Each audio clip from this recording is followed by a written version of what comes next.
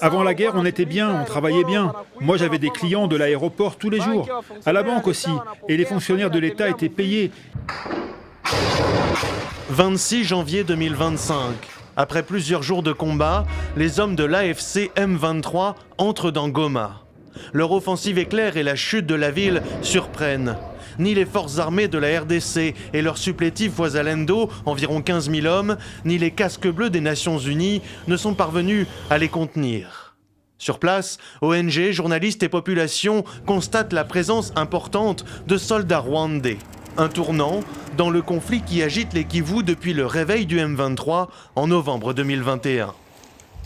Une fois installé, le groupe armé démantèle les camps de réfugiés autour de Goma. Des déplacés obligés de rentrer chez eux pour ceux qui le peuvent. Il met aussi en place une administration parallèle, notamment un système de taxes qui paralyse l'économie de la ville depuis que la fonction publique est à l'arrêt, tout comme l'aéroport, et que les banques gérées depuis Kinshasa ou l'étranger sont fermées. Avant la guerre, on était bien, on travaillait bien. Moi, j'avais des clients de l'aéroport tous les jours, à la banque aussi, et les fonctionnaires de l'État étaient payés, et ça permettait d'avoir du cash dans la ville. Mais maintenant que tout est à l'arrêt, on souffre énormément, plus rien n'est comme avant.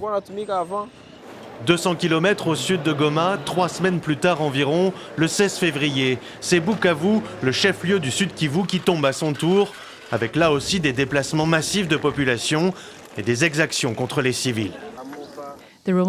L'avancée du M23, soutenue par le Rwanda dans le sud Kivu, a plongé la région dans une crise sécuritaire et humanitaire complexe, provoquant des déplacements de population.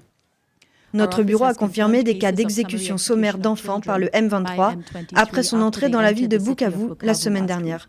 Nous savons également que des enfants étaient en possession d'armes. Dans les Kivu, l'objectif du M23 est clair, s'emparer des minerais critiques et stratégiques dont regorge le sol congolais, étain, or ou encore coltan, afin de financer sa guerre dans l'Est et peut-être plus loin.